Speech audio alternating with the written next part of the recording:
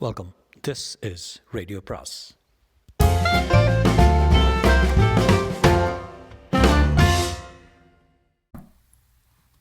அனைவருக்கும் அன்பு வணக்கம். சுஜாதாவோட மற்றொரு விஞ்ஞான சிறுகதையின் பேர் கால இயந்திரம்.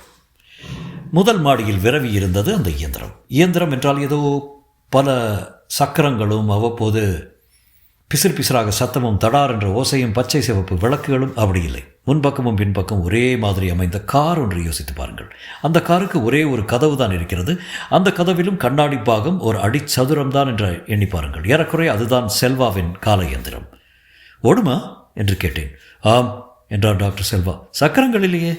அந்த மெஷின் 4ஆம் பரிமாணத்தில் ஓடும், கால பரிமாணத்தில் ஓடும். சக்கரங்கள் தேவையில்லை. டாக்டர் செல்வாவை பார்த்தால் பொய் சொல்லக்கூடியவராக தெரியவில்லை. அவர் நாசியின் கம்பீரமும் அலமாரி முழுதும் நிரம்பி வழிந்த புத்தகங்களும் அந்த ஆராய்ச்சி சாலையில் இருந்த விதவிதமான சாதனங்களும் அவர் ஆராய்ச்சி கட்டுரைகள் வெளிவந்த மிக முக்கியமான விஞ்ஞான பத்திரிகைகளும் அவர் சொல்வதை நம்ப தூண்டினாலும் என் கண்களில் அவநம்பிக்கை இன்னும் பாக்கி இருந்திருக்க வேண்டும். நீங்கள் நம்பவில்லை நினைக்கிறேன். இல்லை டாக்டர், ரொம்ப சிரமமாக இருக்கிறது.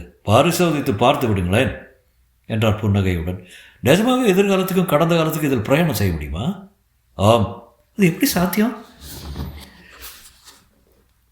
ஜேடபிள்யூ டன் இன் எக்ஸ்பெரிமெண்ட்ஸ் வித் டைம் படுத்திருக்கீங்களா? சென்ற நூற்றாண்டு புத்தகம். இல்லை டாக்டர், விஞ்ஞான விஷயத்தில் நான் ஒரு பாமரன். அந்த கரும்பலகையில் பூச்சி எழுதியிருக்கும் கணக்குகள் எல்லாம் எனக்கு வெட்ட வெளி. சுலமாக சொல்லி பார்க்குறேன். இந்த காகிதத்தை உங்களால் பார்க்க முடியுறதா? முடியுது. இதற்கு எத்தனை பரிமாணம்? 2, நீளம் அகலம். இந்த பெட்டியையும் உங்களால் பார்க்க முடிகிறது இல்லையா? இதன் பரிமாணங்கள் எத்தனை? 3, நீளம் அகலம் உயரம். நல்லது. அதோ தூரத்தில் அந்த வீடு தெரிகிறதா? தெரிகிறது. பின்னால் பாருங்கள். அந்த டவர் தெரிகிறதா? தெரிகிறது. இடது வலது, மேலே கீழே, முன்னே பின்னே எல்லா திசைகளிலும் 3 பரிமாணங்களையும் உங்களால் உணர முடிகிறது. எப்படி? நீங்கள் ஒரு 4 பரிமாண ஆசாமி, அதனால தான். 4? ஆம், உங்களுக்கு 4 பரிமாணங்கள் உள்ளன. 4வது காலம். உங்கள் வாழ்நாள் ஆத்மாவை 4 பரிமாணங்களில் குறிப்பிட வேண்டும் என்றால் உயரம் 6 அடி, சராசரி நீளம் 1.5 அடி, சராசரி அகலம் 1/2 அடி. இவை 3 பரிமாணங்கள். நீங்கள் பிறந்தது நம்மீது 3/5/1998. எனவே உங்கள் தற்போதைய கால பரிமாண அளவு 3/5/1998 இன்று வரை. எனவே நீங்கள் ஒரு 4 பரிமாண பிரஜை. புரிகிறதா? லேசாக. ஒரு 4 பரிமாண மனிதனால் 3 பரிமாணங்களில் முன்னும் பின்னும் மேலும் கீழும் இடமும் வலவும் சுலபமாக நோக்க முடிகிறது. உன்னிப்பாக கவனிங்கள். ஒரு 5 பரிமாண பிரஜையினால் என்ன செய்ய முடியும் என்று யோசித்து பாருங்களேன். டாக்டரின் பதிலுக்கு காத்திருக்க நான் நெற்றியை சுருக்கி யோசித்தேன். திடீரென்று பல்ப் எரிந்தது. டாக்டர், ஒரு 5 பரிமாண ஆசாமியால் 4வது பரிமாணத்தில் முன்னும் பின்னும் செல்ல முடியும். அதாவது காலத்தில் முன்னும் பின்னும் நடக்க முடியும். இந்த இயந்திரம் அதைத்தான் செய்கிறது. உங்களை 5 பரிமாண உலகத்தில் நுழைத்து விடுகிறது. எனவே உங்களால் எதிர்காலத்திலும் இறந்த காலத்திலும் செல்ல முடியும். இப்போது சொல்லுங்கள், எங்கே செல்ல விரும்புகிறீர்கள்? எதிர்காலமா இறந்த காலமா? எனக்கு உவகை பொங்கியது. சற்று பயமாக கூட இருந்தது. அது சாத்தியம் என்றால் நான் என் ஆராய்ச்சி காலத்துக்கே சென்று விடலாமே. மண்டையை உடைத்து கொண்டு சாசனங்களையும் கல்வெட்டுகளையும் அகழ்வுகளையும் ஆராய்கிறேனே, அந்த காலத்தை கண்டுபிடிக்கத்தானே. டாக்டர், நான் இறந்த காலத்துக்கு செல்ல விரும்புகிறேன். சரி, எந்த நூற்றாண்டு? அதை நான் பிறகு தீர்மானிக்கலாமா? முடியும். உங்கள் உத்தேசம் புரிகிறது. விசாரித்து உங்களுக்கு தேவையான நூற்றாண்டை அடையலாம். டாக்டர் கதவை திறந்தார். இதை பாருங்கள், இந்த சீட்டில் உட்கார்ந்து கொள்ளுங்கள். இதோ இருக்கிறதே, இந்த கண்ட்ரோலில் எண்களை உங்கள் இஷ்டத்துக்கு அமைத்து கொண்டு அந்த பட்டனை தட்டினால் போதும். உங்களுக்கு 1000 வருஷங்கள் பின்னோக்கி செல்ல வேண்டுமா? 1000 தேர்ந்தெடுத்து விட்டு கழித்தல் குறித்தலை தொடுங்கள் போதும். முன்னோக்கி செல்ல வேண்டும் என்றால் கூட்டல் குறியை தொட வேண்டும். டாக்டர், என் நரம்புகள் பரபரத்து துள்ளுகின்றன. சில எச்சரிக்கைகள். என்ன? 1, நீங்கள் செல்லும் ஆண்டு எதுவாக இருந்தாலும் அந்த மனிதர்களிடம் எந்த விதமான சிக்கலும் ஏற்படாதபடி இருங்கள். எவருடனும் சண்டை பிடிக்காதீர்கள். எவரையும் கொன்று விடாதீர்கள். கொள்வதாவது? அப்படி ஏதாவது அசம்பாவிதம் ஏற்பட்டு விட்டால் காலக்கணக்கே தவறாகிவிடும். 21ஆம் நூற்றாண்டு மனிதர் நீங்கள் மற்றொரு நூற்றாண்டில் வாழ்பவர்களின் கால ஓட்டத்தில் குறுக்கிடக்கூடாது. விபரீதம் நிகழ்ந்துவிடும். மேலும் பெண்களிடம் ஜாகிரதையாக இருங்கள். பார்க்க அழகாக இருக்கிறீர்கள், சபலமே வேண்டாம். கல்யாணம் என்று ஏதாவது செய்து கொண்டு விடாதீர்கள். காரியம் கேட்டுவிடும். அதெல்லாம் நடக்காது, உத்தரவாதம். மற்றொரு முக்கியமான எச்சரிக்கை, இந்த கண்ட்ரோல் பெட்டியை தவற விட்டு விடாதீர்கள். சிறிய பெட்டி, உங்கள் பைக்குள் அடங்கும். எப்பொழுதும் உடன் வைத்திருங்கள். திரும்பி வருவதற்கு இதன் ரிட்டர்ன் என்ற பட்டனை மறக்காமல் அழுத்த வேண்டும். சுலபம். நான் அந்த சிறிய கூண்டுக்குள் உட்கார்ந்து கொண்டேன். டாக்டர் அதன் கதவை மூடினார். ஜன்னல் வழியாக அவர் புன்னகை தெரிந்தது. கட்டை விரலை உயர்த்தி காட்டினார். ஜன்னல் திரையிட்டு மூடிக்கொண்டது. உள்ளே சுகமாக இருந்தது. கண்ட்ரோல் பெட்டியை எடுத்தேன். யோசித்தேன். மெலிதான ஒலி கேட்டுக்கொண்டிருந்தது. எங்கே போகலாம்? இந்த சந்தர்ப்பத்தை பயன்படுத்தி என் ஆராய்ச்சிக்கு சாதகமான விஷயங்களை சேகரிக்க வேண்டும். முதலில் இந்த இயந்திரம் வேலை செய்கிறதா என்று பார்க்கலாமே. ஏதாவது ஒரு வருஷத்தை பார்க்கலாம். எத்தனை நூற்றாண்டு? வருஷங்கள் பின்னோக்கி செல்ல எண்களை அமைத்தேன். வாசலில் கோலம் போல போட்டுக்கொண்டிருந்த அந்த பெண் நிமிர்ந்தாள். நான் அவளை பார்த்து சிரித்தேன். திடுக்கிட்டு ஓடினாள். அவள் கச்சு அணிந்திருந்தாள். ஓடுகையில் நகைகள் ஆரவாரித்தன. தெருவில் வீடுகள் தாழ்ந்திருந்தன. அந்த பெண் உள்ளே ஓடிய வீட்டிலிருந்து ஒரு வயதானவர் வெளிப்பட்டார். கையில் ஈட்டி வைத்துக்கொண்டு முறைப்பாக வந்தவர் என்னை கண்டதும் அங்கே நின்று விட்டார். ஹலோ என்றேன். எனக்கு தமிழ் தெரியும் என்றேன். திரு திரு என்று விழித்தார். அவர் மார்பில் முரட்டு துணி அணிந்திருந்தார். ஆபரணங்கள் அணிந்திருந்தார். செருப்பு கட்டையால் செய்ததாக இருக்க வேண்டும். சாளரத்தின் வழியாக அந்த பெண்ணின் முகம் தெரிந்தது. பயம் பயம். தமிழ் தமிழ் தமிழ் பேசுவேன், மொழிவேன், பகர்வேன் என்றேன். யார் நீ? நண்பன், சிநேகிதன், நல்லவன், துன்பம் செய்யாதவன், அமைதி நாடுபவன் என்றேன். இப்போது என்னை சுற்றி ஈட்டிக்காரர்களின் ஒரு கூட்டமே சேர்ந்து விட்டது. 10 அடி தூரத்தில் நின்றார்கள். உன் பெயர் சொல். ஆத்மா. ஒற்றன். ஒருவன் முணுமுணுத்தான். கொல் என்றான் ஒருவன். ஈட்டியால் குறிபார்த்தான். இல்லை இல்லை இல்லை இல்லை இரு. டேய், நீ யார்? உன் அரசன் யார் என்றார் அந்த வயதானவர். என் அரசன் மாண்புமிக்க மாட்சிமை தாங்கிய உங்கள் மன்னர்தாம் என் அரசன். அவர்கள் ஒருவர் பார்த்து கொண்டார்கள். ஈட்டுகள் தயங்கின. உன் உடைகள் எப்படி இருக்கின்றன? நான் நெடுந்தூரம் பிரயாணம் செய்தவன், நெடுநாட்கள் பிரயாணம் செய்தவன், பல தேசங்கள் பார்த்தவன். மன்னரை நோக்கியிருக்கிறாயா? நோக்கியிருக்கிறேன், தீர நோக்கியிருக்கிறேன். போர் நிகழப்போகிறது, வெல்லப்போகிறார். அவன் பேசுவது சரியாக இல்லை. களைத்திருக்கிறேன். அழகாக குடிமை வைத்திருக்கிறாய் நண்பனே. ஜன்னலுக்கு உள்ளிருந்து சிரிப்பொலி கேட்டது. அது என்ன என்று என் பையை காட்டி ஒரு பையன் கேட்டான். அது ஃபவுண்டன் பேனா, எழுதுவதற்கு உரிய சாதனம். காகிதம் இருக்கிறதா? காகிதம்?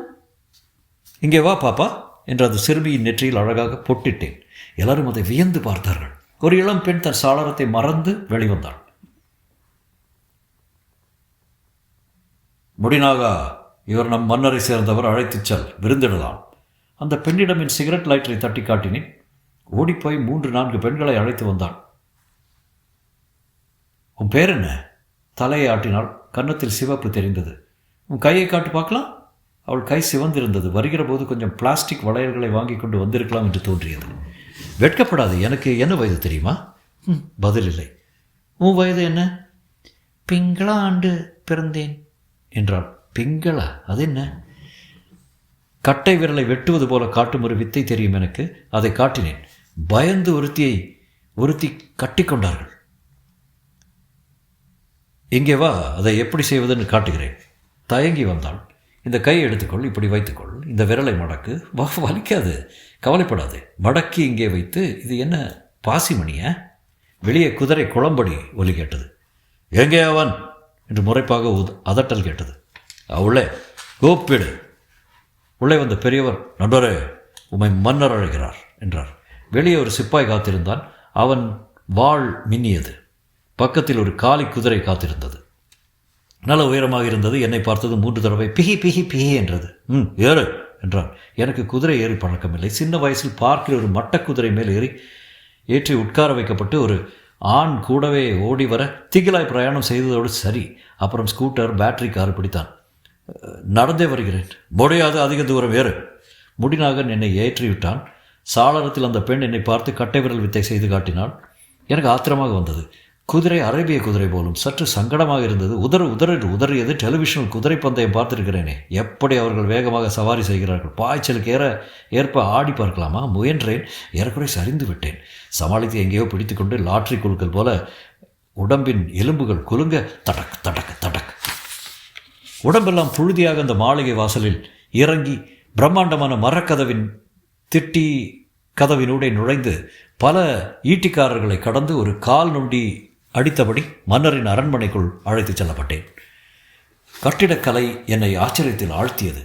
கம்பத்துக்கு கம்பம் தீப்பந்தங்கள் எரிந்தன. பகல் வெளிச்சம் உள்ளே குறைவாக இருந்தது. குதிரை லாயத்தில் வெளிவந்தும் நிறைய கருப்பு குதிரைகள் இருந்தன. தாண்டியதும் ஒரு சதுரம், அதன் 4 பக்கங்களிலும் தாழ்வான மண்டபங்கள். சதுரம் ஒரு கால்பந்து மைதான அளவுக்கு பெரிதாக இருந்தது. அதன் மத்தியில் ஒரு மேடை தெரிந்தது. அது என்ன மேடை என்று கேட்டேன். துரோகிகளை பலியிடுவதற்கு என்றான் உடன் வந்தவன். சதுரத்தின் குறுக்கே நடந்து அதன் மேற்பகுதியில் இருந்த வாயிற்புறத்தை அணுகி உடற்பயிற்சி செய்து கொண்டிருந்த ஒரு 100 இளைஞர்களை கடந்தும் எல்லோரும் ஒரு கணம் நிறுத்திவிட்டார்கள். இங்கே காத்திருங்கள் என்று ஒரு கல் மேடையில் உட்கார வைத்துவிட்டு உள்ளே சென்று விட்டார்கள். அரை மணி நேரம் காத்திருக்க வேண்டியிருந்தது. மன்னர் உங்களை அழைக்கிறார். மன்னர் என் உயரம்தான் இருந்தார். அவர் அமர்ந்திருந்த விதம் வினோதமாக இருந்தது. ஏறக்குறைய சப்பளம் கட்டிக்கொண்டு உட்கார்ந்திருந்தார். பக்கத்தில் சற்று தாழ்வாக இருவர் அமர்ந்திருக்க தட்டு ஒன்றில் உணவு வைத்திருந்தது. சில பழங்கள் பரிச்சயமாக இருந்தன. தூரத்தில் ஒரு பெண் வாத்தியம் வாசித்துக் கொண்டிருந்தால் அவளை ஒரு விரல் சொடுக்கில் யாரோ ஒரு மந்திரி நிறுத்தினான். மன்னர் நெற்றி அகலமாக இருந்தது. நாசியின் தீர்க்கம் டாக்டர் செல்வாவை ஞாபகப்படுத்தியது. கைகளிலும் புஜங்களிலும் சில அணிகலன்கள் உடன் அணிந்திருந்தார். அவர் வயசுக்கு சற்று பாரியான உடம்பும் கொஞ்சம் இளம் தொந்தியும் தெரிந்தது. உன் பெயர்? ஆத்மா மகாமன்னரே. புதிதாக தமிழ் கற்றிருக்கிறீர்கள் ஒற்றரே. ஒற்றனா? நான் ஒற்றன் இல்லை, யாத்ரீகன். நீர் யாரை சேர்ந்தவர் சொல்லிவிடும். விரோதி நாட்டான் அனுப்பி வைத்தாரா என்று அருகே இருந்தவரை பார்த்து கொண்டே என்னை கேட்டான். அவர்களை எனக்கு தெரியாது. போய் இன்று காலை நமது தலைநகருக்கு அருகே ஒரு கிராமத்தில் நீர் என்ன பேசினீர் ஞாபகம் இருக்கிறதா என்று கோபத்துடன் கேட்டார் மன்னர். மகாமன்னரே, நான் இன்று காலை பேசியதற்கு காரணம் சொன்னால் நீங்கள் நம்ப மாட்டீர்கள் என்றேன். சொல்லுங்கள், நம்ப முயற்சிக்கிறேன் என்றார் பல்லவர். நான் உங்கள் நூற்றாண்டை சேர்ந்தவனே அல்ல. நான் 21ஆம் நூற்றாண்டு மனிதன். என் உடைகள் வினோதமாக இருப்பதற்கு அதுதான் காரணம். நான் வைத்திருக்கும் இந்த பேனா, இந்த சிகரெட் லைட்டர், இதெல்லாம் அந்த நூற்றாண்டின் சாதனங்கள் என்றேன். மன்னர் பக்கத்தில் இருப்பவரை பார்த்து சிரித்தார். அவர்கள் எல்லாரும் சுவிட்ச் போட்டார் போல் ஒரே சமயத்தில் சிரித்தார்கள். உண்மை என்றேன். உங்களுக்கு வேறு உண்மை ஆகப்படவில்லையா? மன்னரே, இவனை என்னிடம் அனுப்பி வைக்க வேண்டுகிறேன். 4 கசையடிகளில் உண்மை வெளிவந்துவிடும் என்று சற்று திடகாத்திரராக ஒதுங்கியிருந்த ஒரு முண்டாசு ஆசாமி தீ வளர்க்கும் ஆயுதம் வைத்திருக்கிறான் என்று எனக்கு பின்னால் இருந்து ஒரு குரல் கேட்டது. இரு என்று சைகை காட்டி மன்னர் தம் அருகில் இருந்த ஒரு பெரியவரை கூப்பிட்டு அவருடன் சற்று தாழ்வாக பேசினார். நான் கூர்ந்து கவனித்தேன். பேசிய மொழி தமிழில் அல்ல, பிராகிருதம் போலவும் சமஸ்கிருதம் போலவும் இருந்தது. அந்த பெரியவர் தலையாட்டினார். தட் தட் என்று கைத்தட்டினார். மன்னர் என்னை அப்புறம் கவனிக்கவில்லை. 2 வலுவுள்ள புஜங்கள் என்னை பற்றி முனிசிபாலிட்டி நாயை இழுத்துச் செல்வது போல இழுத்துச் சென்றன. ஐயையோ, ஏதாவது ஒன்று கிடக்க ஒன்று செய்துவிடப் போகிறார்கள் என்று திரும்ப உரத்த குரலில், மன்னரே என்னை நம்புகள், நான் எதிர்காலத்து ஆசாமி. எனக்கு உங்கள் சரித்திரம் முழுவதும் தெரியும். நீங்கள் இதுவரை செய்தவை, இனி செய்ய இருப்பவை எல்லாம் சொல்வேன் என்றேன். என் வாயை பற்றி நாடாடா கூத்தானே என்று சொல்லி செவிட்டில் அரைந்தான் ஒருவன். படி இறங்கி இருட்டான ஒரு இடத்துக்கு இழுத்து செல்லப்பட்டேன். அங்கே என் மார்பு சட்டையை கழட்டச் சொன்னார்கள். உள்ளே பனியனையும் கழட்டச் சொன்னார்கள். சமஸ்கிருதத்தில் மன்னருடன் பேசியவர் தட்டில் பழங்களை நறுக்கி கொண்டு வந்து என் முன் வைத்து அவைகளை சாப்பிடத் தொடங்கினார். சுவரோரத்தில் தீப்பந்தத்தின் வெளிச்சத்தில் முடிச்சாக 4 சடைகளுடன் அந்த சாட்டை தொங்கியது. என்ன முட்டாள் நான்! டாக்டர் செல்வாவின் கண்ட்ரோல் பெட்டி. ஆம், அதை இந்த நிகழ்ச்சிகளில் முற்றிலும் மறந்துவிட்டேன். இதோ என் பேன் பைக்குள்ளே இருக்கிறது. என் விடுதலைக்கு மார்க்கம். பையிலிருந்து பெட்டியை எடுத்தேன். பிடுங்குவதை ஏதோ ஆயுதம் என்று இறைந்தார் பெரியவர். அந்த காவலாளர் என்னை நோக்கி ஓடி வர அவசரமாக எண்களை அமைத்து மறுபடியும் கழுத்தல் குறியை அமைத்து அதன் டிராவல் பட்டனை தட்டினேன். ஒரு சிறிய ஆற்றின் கரையில் நின்றேன். ஆற்றில் மணல் பாதியும் ஆழமில்லாத ஜலம் பாதியுமாக இருந்தது. அப்பாடா, கசையடியிலிருந்து தப்பித்தோம். இது எந்த இடம், எந்த நூற்றாண்டு? பேசாமல் ரிட்டர்ன் பட்டனை அமைக்கியிருக்கலாம். அந்த அவசரத்தில் ஏதோ தாறுமாறாக எண்களை அமர்த்தி மறுபடியும் காலத்தில் பின்னோக்கி சென்று விட்டேனோ எங்கேயோ வந்துவிட்டேன். இப்போது ரிட்டர்ன் பட்டனை அழுத்தினால் என்ன ஆகும்? திரும்ப என் நூற்றாண்டுக்கு சென்று விட முடியும். அப்படித்தான் நினைத்து ரிட்டர்ன் பட்டனை அழுத்தினேன். போச்சு, அந்த கசையடி அறைக்குள் கொண்டு சேர்த்து விட்டது. ஏதோ இருக்கிறான், மாயவித்தை செய்கிறான், பிடி என்று அந்த வீரர்கள் கத்திக்கொண்டு என்னை அணுக நான் வெலவலத்து போய் மறுபடியும் ரிட்டர்ன் பட்டனை அழுத்த மீண்டும் அந்த ஆற்றங்கரைக்கு வந்து நின்றேன். இப்போது என்ன செய்வது? திரும்ப எப்படி என் நூற்றாண்டுக்கு செல்வது? இது எந்த காலம் என்று விசாரித்து கூட்டல் குறியின் மூலம்தான் திரும்ப நான் என் நூற்றாண்டுக்கு செல்ல முடியும். சரியான வெட்டி வம்பில் மாட்டிக்கொண்டு விட்டேன். ஆற்றில் சலசலப்பு கேட்டது. ஒரு பெண் நீர் மொண்டு கொண்டிருந்தால் நான் அருகே சென்றேன். கலைந்த தலையை கோதி விட்டு கொண்டேன். பெண்ணே, எனக்கு ஒரு உதவி செய்வாயா என்றேன். திரும்பி பார்த்தவள் அப்படியே குடத்தை கீழே போட்டு விட்டாள். குடம் குப்புற கவிழ்ந்து கொண்டு ஆற்றோடு போயிற்று. அதை பொருட்படுத்தாமல் விட்டு ஒரே ஓட்டமாக ஓடி சேலைக்குள் மறைந்து சோலைக்குள் புகுந்தாள். நான் என்னை பார்த்து கொண்டேன். சட்டை பனியன் இல்லாமல் வெறும் பேண்ட் போட்டுக்கொண்டு திருதண்டி சன்னியாசி மாதிரி நிச்சயம் பயந்திருப்பாள். அவள் துணி துவைக்க வந்திருக்கிறாள் போலும். கீழே சால்வை போல் இருந்த ஒரு துணியை மட்டும் எடுத்து என் உடலை மூடிக்கொண்டேன். மெதுவாக ஆற்றுடன் நடந்தேன். ஆற்றை பார்த்து எந்த காலத்தையும் நிர்ணயிக்க முடியாது. தாமிரபரணியைப் போல் கொஞ்சம் கொஞ்சம் தோன்றியது. நீர் தெளிவாக இருந்தது. மெதுவாக சிரித்துக்கொண்டே ஓடியதார். நதியோரமாக ஒரு ஃபர்லாங் நடந்ததும் சில சிறுவர்கள் குதித்து துள்ளி விளையாடி கொண்டிருந்த துறை தெரிந்தது. கைதட்டினேன். திரும்பி பார்த்தார்கள். அதிர்ச்சி அடையவில்லை. இந்த ஆற்றின் பெயர் என்ன என்றேன். அவர்கள் ஒருவரை ஒருவர் பார்த்து சிரித்தார்கள். உயரம் அதிகமான ஒருவன் பஹ்ருலியாறு என்றான். எனக்கு வியப்பாகிறது. பஹ்ருலியாரா? கடல் கொண்டு விடவில்லையா இன்னும் என்றேன். ஐ, யார் இவன் என்றான் ஒருவன். இந்த ஊரின் பேர் என்ன? மருங்குபுரம் என்றான், வாயை கொப்பளித்து துப்பிவிட்டு. என்னை உங்களுடன் அழைத்து செல்கிறீர்களா என்று அதிக அபிநயத்துடன் கேட்டேன். அவர்கள் மாட்டேன் என்று தலையசைத்தார்கள். என் பேண்ட் பையிலிருந்து லைட்டரை எடுத்து, தப்பார், ஒரு வித்தை காட்டுகிறேன் என்றேன். லைட்டரின் மூலம் அந்த சிறுவர்கள் எல்லோரும் சிநேகமாகிவிட்டார்கள். அவர்கள் தமிழுக்கும் என் தமிழுக்கும் அதிக வித்தியாசம் இருந்தது. இம்பர், ஐ, யான், பழிச்சு, படர் என்றெல்லாம் வார்த்தைகள் உபயோகப்படுத்தியிருந்தார்கள். சில தெரிந்த வார்த்தைகளும் தென்பட்டன. விளையாட்டு, ஆறு, நன்றி, தனிமை, பழுது, தீர்த்தல். பொதுவாக அவர்கள் பேசுவது புரிந்தது. அவர்கள் நால்வரும் ஒரு பெரியவரிடத்தில் தமிழ் பயில்கிறார்கள் என்றும் ஓலையில் ஏதோ எழுதுகிறார்கள் என்றும் தெரிந்தது. இந்த இடம் பாண்டிய நாடு என்று தெரிந்தது. தலைநகரத்தின் பெயர் கபாடபுரம் என்பதும் தெரிந்தது. அரசனின் பெயர் திருவிற்பாண்டியன் என்றும் சொன்னார்கள். துணியை உலர்த்தி கொண்டே நடந்து சென்றார்கள். இந்த விஷயங்களை அறிந்து கொள்ள ஒரு 100 முறையாவது லைட்டரை அவர்களுக்கு பற்ற வைத்து காட்டியிருப்பேன். திருவிற்பாண்டியன் என்றதும் என்னுள்ள ஏதோ ஒரு மணி அடித்தது. திருவிற்பாண்டியன் பனம்பாரனார் தொல்காப்பியத்துக்கு இயற்றிய பாயிரத்தில் வரும் பெயர். தொல்காப்பியனார் காலம். அம்பி, இங்கே வா, நீ என்ன கற்கிறாய்? ஒரு குட்டி பையன் ஸ்பஷ்டமாக, எழுத்தென்பப்படுவ அகர முதல நகர இருவாய் 30 சார்ந்து வரல் மரபின் 3 லங்கடையே என்றான் இனிய குரலில். அவர் ஏற்றும் நூலைத்தானே நாங்கள் நாளும் ஓலையில் எழுதுகிறோம். நான் அதிர்ந்து போய், எங்கே உங்கள் ஆசிரியர்? அழைத்து செல் என்னை உடனே அங்கே என்றேன். எனக்கு ஹத்து வேண்டும் என்றான் லைட்டரை காட்டி. உனக்கு மட்டுமல்ல, அவன், இவன், உவன், ஆளுக்கு ஒன்று தருகிறேன். ஹிக்து அழைத்து செல் சிறுவா என்றேன். அந்த வீட்டில் நுழைந்ததும் கோஷ்டியாக சிறுபிள்ளைகளின் குரல் கேட்டது. நிரம்பவும் குனிந்து உள் நுழைய வேண்டியிருந்தது. பிள்ளைகள் எல்லோரும் தரையில் உட்கார்ந்திருக்க அடர்த்தியான தாடியும் மென்மையான உடையும் தரித்து தீர்க்கமான கண்களுடன் அந்த பெரியவர் நடுநாயகமாக உட்கார்ந்திருந்தார். பிள்ளைகள் எல்லோரும் எழுத்தாணிகளால் ஓலைகளில் எழுதி கொண்டிருந்தார்கள். நான் அரைவாசலில் தயங்கினேன். தொல்காப்பியனாரை சந்திக்கப் போகிறேன். எப்படிப்பட்ட பாக்கியம் எனக்கு! என்ன ஒரு நல்லூர்! குற்றியலகரத்திற்கு இடனும் பற்றுக்கோடும் எவை என்றார். குற்றியலகரம்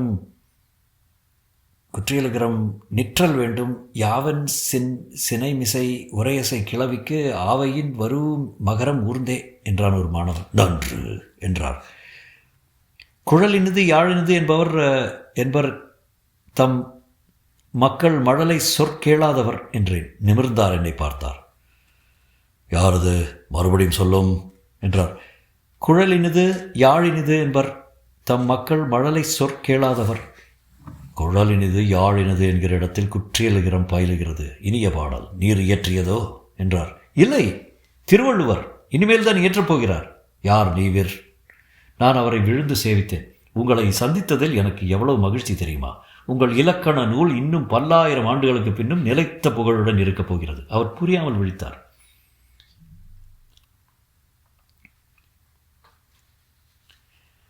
பெரியவரே, மாட்சிமைக்கு உரியவரே, நான் யார் என்று விளக்கினால் நீர் என்னை பைத்தியம் என்று சொல்லி நம்ப மாட்டீர். உங்களிடம் சற்று நேரம் உட்கார்ந்து நீங்கள் வடிக்கும் இந்த அபார நூலை நீங்கள் எழுதும்போதே பாடம் கேட்ட மகத்தான பெருமை எனக்கு சேர நீங்கள் அருள வேண்டும். என் பேச்சின் போது அர்த்தத்தை புரிந்து கொண்டு அவர் என்னை உட்காரச் சொன்னார். தம் மாணவர்களிடம் தொடரச் சொன்னார். அவர்கள் எழுதியிருந்த சூத்திரங்களை வாசித்து கொண்டே சொல்ல ஆசிரியர் அனுபவித்து தலையாட்டினார். ஈ தா கொடுவென கிழக்கும் 3 இரவின் கிளவி ஆகிடனுடைய என்று படித்ததும் என்னை பார்த்து, கிளவியில் ஈ தா கொடு போன்ற வழக்குகள் உண்டோ என்றார். ஈ இல்லை, அழிந்து விட்டது. தா கொடு இரண்டும் இருக்கின்றன என்றேன். தா என்பது யார் கூற்று, கொடு என்பது யார் கூற்று என்றார். சாதாரணமாக எங்கள் வழக்கில் இரண்டுக்கும் அதிக வேறுபாடுகள் பார்ப்பதில்லை. தா என்பது சமமானவர்கள் உபயோகிப்பது என்று சொல்லலாம். கொடு என்பது சற்று உயர்ந்தவர்கள் தாழ்ந்தவர்களிடம் கேட்பது என்று சொல்லலாம். தொல்காப்பியனர், நன்று நன்று புலவரே, நீர் சொன்னது அழகானதை, எழுதுங்கள் என்றார். தா என் கிளவி ஒப்போன் கூற்றே, கொடு என் கிளவி உயர்ந்தோர் கூற்றே. எனக்கு பெருமை தாங்கவில்லை. தொல்காப்பியரின் அமர நூலில் என் கைங்கரியமும் கொஞ்சம் ஏற்பட்டு விட்டதே. என் அருகில் இருந்த பையன், இது எது என்றான். திடுக்கிட்டேன். என் கையில் இருந்த கண்ட்ரோல் பெட்டியை அருகில் வைத்திருந்தேன். அதை எடுத்து அந்த பையன் விஷமம் செய்து கொண்டிருந்தான். விரல்களால் பல எண்கள் அழுத்தி கொண்டிருந்தான். பழி, ஏய் ஏய் ஏய், அது தொடாத என்று அவனிடமிருந்து பறித்தபோது என் விரல் கூட்டல் குறி பட்டனை அழுத்தியிருக்க வேண்டும். Two light. டிக்கெட்ஸ் என்னை சுற்றிலும் ஜனங்கள். கம்பியை பிடித்து தொங்கிக் கொண்டு எத்தனை கைகள், பெண்கள், ஆண்கள், கூடைக்காரர்கள். பஸ் விரைந்து கொண்டிருந்தது. நான் சார், போது இருக்கீங்க, குளிர்தா? அருகில் இருப்பவர்கள் என்னை பார்க்க நான் அசட்டு சிரிப்பு சிரித்தேன். சில்லறை எடுங்க, எங்கே போகிறீங்க? சில்லறையா என்றேன். ஆமாம், ஏன் ரூபா நோட்டா இருக்கா? இது எந்த ஊர்? இப்போது பலர் என்னை கவனித்தார். என்னையா தண்ணி கேசா? சில்லறை எடுற? ஐயா, என்னிடம் சில்லறை ஏதும் இல்லை. இந்த ஊர் காசு என்னிடம் இல்லை. பின்ன ஏன் பஸ்ஸில் ஏறினேன்? யோ பெரியசாமி, ஹோல்டாம்ப்பா, மாமனார் வீட்டு பஸ்ஸில் ஏறி இருக்காரு. சில்லறை இல்லையா? சரியான கிராகி வந்தது பாரு. பஸ் நின்றது. இறங்கிய, உங்களை எல்லாம் மிஸ்ஸால் பிடிச்சி உள்ளே தள்ளணும். இறங்கியன்னா? சந்தடி நிறைந்த இடத்தில் உதறப்பட்டு இறங்கினேன். ஹோட்டல் கேரளா என்கிற பெரிய கட்டிடம் எதிரே தெரிந்தது. குட்டி குட்டியாக கார்கள் நின்று கொண்டிருந்தன. ஒரு சிறிய கடை அருகில் இளைஞர்கள் புகைப்பிடித்துக் கொண்டிருந்தார்கள். கடை வாயிலில் ஒருவர் மாலை பத்திரிகை வாங்கி கொண்டிருந்தார். அவரிடம் சென்று, ஒரு நிமிஷம் அந்த பத்திரிகையை தெரிகிறீர்களா? ஒரே ஒரு செய்தி பார்க்க வேண்டும் என்றேன். அவர் வெறுப்புடன் என்னிடம் தந்தார். பத்திரிகையின் தலைப்பின் அருகில் தேதியை பார்த்தேன். ஞாயிறு, ஆகஸ்ட் 21, 1976. அப்பாடா, 1976. நான் கிளம்பியது 2024. இன்னும் 48 வருடங்கள் முன் சென்றால் போதும். தப்பித்தேன். நல்ல வேளை. உடனே கண்ட்ரோல் பெட்டியை சுருக்கின்றது. ஐயோ, கண்ட்ரோல் பெட்டி எங்கே? கையில் தானே வைத்திருந்தேன். பஸ்ஸில் போகும்போது பேண்ட் பைக்கிள் போட்டுக்கொண்டேனே, பைக்கிள் உணர்ந்தேனே. பஸ்ஸில் இருந்து இறங்கும்போது யாரோ பிக் பாக்கெட் அடித்திருக்கிறார்கள். நான் என்ன செய்வேன்? எப்படி திரும்பி செல்வேன்? இதுவரை பொறுமையாக என் கதையை படித்து கொண்டு வந்ததற்கு நன்றி. இந்த பத்திரிகை அலுவலகத்துக்கு நடந்து சென்று ஆசிரியரிடம் என் கதையை சொல்லி அவர் என் நிலைக்காக இறங்கி என் கதையை பிரசுரித்திருந்தார். அதற்கு வந்தனம். கதையை படித்த என் வாசக நண்பர்களே, உங்களுக்கு ஒரு வேண்டுகோள். என் கண்ட்ரோல் பெட்டியை எங்காவது பார்த்தீர்களா?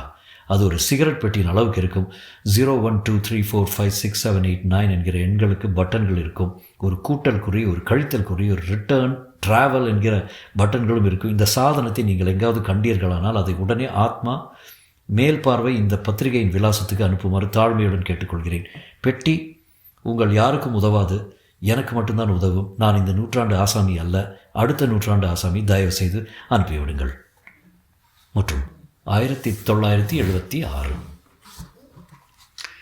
எப்படி இருந்தது கதை? உங்களுக்கு பிடிச்சதா? சூப்பராக இருந்தது. I love stories like this. இது நீங்கள் இது பார்த்துருப்பீங்கன்னு நினைக்கிறேன். அந்த இங்கிலீஷ் படம் என்னது, பேக் டு த ஃப்யூச்சர் அப்படின்னு ஒரு படம் வந்தது இங்கிலீஷில். 80s வந்தது. அது pretty similar to, I mean obviously not the same story, but same kind of infrastructure. ஒரு car goes back in time and goes forward in timeங்கிற மாதிரி. தலைவர் அது சினிமா வர்றதுக்கு முன்னாலே இவர் எழுதிட்டார் ஒரு மாதிரி. So this is so fascinating to read the way writes. And அதுக்குள்ளே அந்த அந்த கரெக்டு அந்த பீரியட் இருக்கிற தமிழ் கூட ஆட் பண்ணியிருக்காரு. படிக்கவே டிஃபிகல்ட்டாக இருந்தது அந்த பழைய காலத்து தமிழை. Fabulous. It's so enjoy சுஜாதாஸ் writing. உங்களுக்கும் பிடிச்சிருக்குன்னு நினைக்கிறேன்.